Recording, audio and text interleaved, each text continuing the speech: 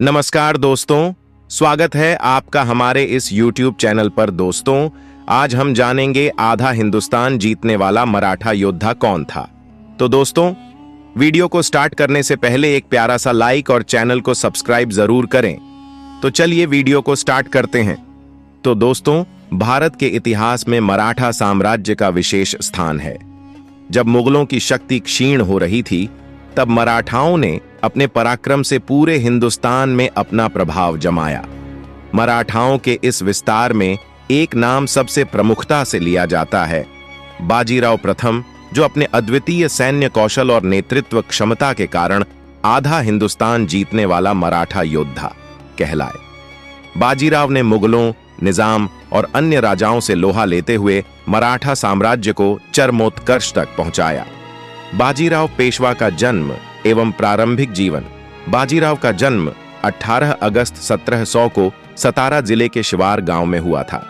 वे बालाजी विश्वनाथ के पुत्र थे, जो स्वयं छत्रपति शाहू के समय पेशवा थे। बालपन से ही बाजीराव की रुचि युद्ध कौशल में थी। वे घुड़सवारी, तलवारबाजी और युद्ध नीति में निपुण थे। युवा बाजीराव ने अपने पिता के साथ कई अभियानों में भाग लिया और सैन्य रणनीतियों को करीब से समझा। पेशवा बनने की यात्रा जब 1720 में बालाजी विश्वनाथ का निधन हुआ, तब बाजीराव मात्र 20 वर्ष के थे। इतनी कम उम्र में भी उनकी बुद्धिमत्ता और वीरता के कारण छत्रपति शाहू ने उन्हें मराठा साम्राज्य का पेशवा नियुक्त किया। यह निर्णय मराठाओं के लिए अत्यंत लाभकारी सिद्ध हुआ। बाजीराव ने अपने कार्यकाल में एक शक्तिशाली मराठा साम्राज्य की नींव रखी। बाजीराव की युद्ध नीति। बाजीराव एक कुशल सेनानी थे। उनकी युद्ध नीति इतनी प्रभावी थी कि उन्हें भारतीय नेपोलियन कहा जाता है।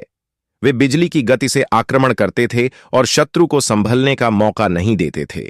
उनकी प्रमुख युद्ध नीतियां थीं: गणिमी कावा, छापामार युद्ध शैली, जिसमें दुश्मन पर अचानक हमला करके उसे पराजित किया जाता था; तेजी और चपलता, उनकी सेना बहुत तेजी से लंबी दूरी तय करती थी, जिससे विरोधी सेना को आश्चर्यचकित कर दिया जाता था; सीधे शत्रु पर आक्रमण, वे लंबे समय तक घेराबंदी में विश्वास नहीं रखते थे, बल्कि सीधे हमला कर शत्रु को परास्त कर देते थे।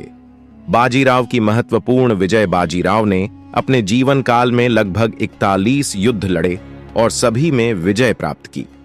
उनकी कुछ प्रमुख जीतें इस प्रकार हैं। 1. निजाम के विरुद्ध पालखेड़ का युद्ध 128। निजाम उल मुल्क आसफ जाह मराठाओं की बढ़ती शक्ति से परेशान था।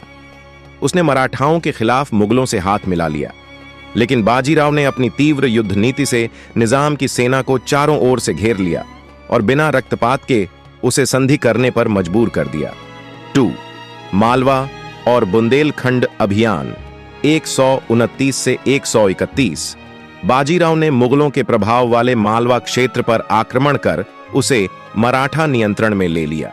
इसके बाद बुंदेलखंड के राजा छत्रसाल ने भी बाजीराव से सहायता मांगी। बाजीराव ने मुगलों को हराकर छत्रसाल को उनका राज्य वापस दिलाया।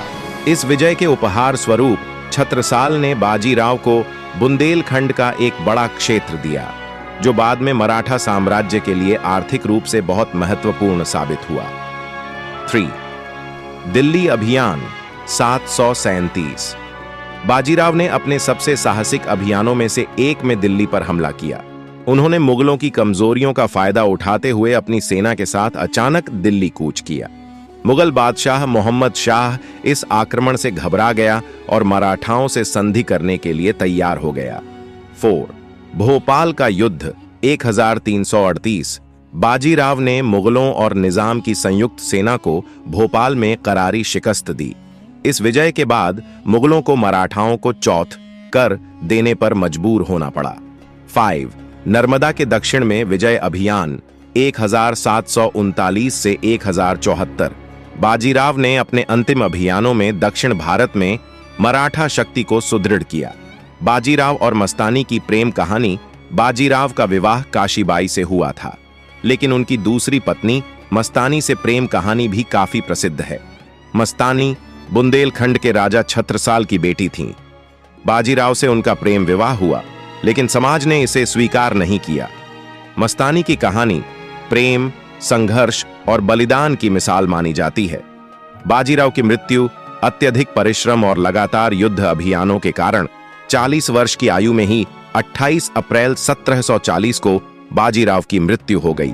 वे अपने अंतिम समय में रावेरखेड़ी मध्य प्रदेश में थे। बाजीराव की विरासत, बाजीराव की वीरता और सैन्य रणनीति आज भी प्रेरणा देती है। उनके नेतृत्व में मराठाओं ने आधा हिंदुस्तान जीत लिया था। वे भारतीय इतिहास के सबसे महान योद्धाओं में से एक माने जाते हैं। बाजीराव पेशवा केवल एक योद्धा ही नहीं, बल्कि एक अद्वितीय रणनीतिकार, कुशल शासक और दूरदर्शी नेता थे। उनकी विजय गाथा मराठा साम्राज्य की सबसे सुनहरी कहानियों में से एक है। तो दोस्तों, वीडियो कैसी लगी? वीडियो अच्छी लगी हो तो एक प्यारा सा लड़का चैनल को सब्सक्राइब जरूर करें। तब तक के लिए जय हिंद, जय भारत।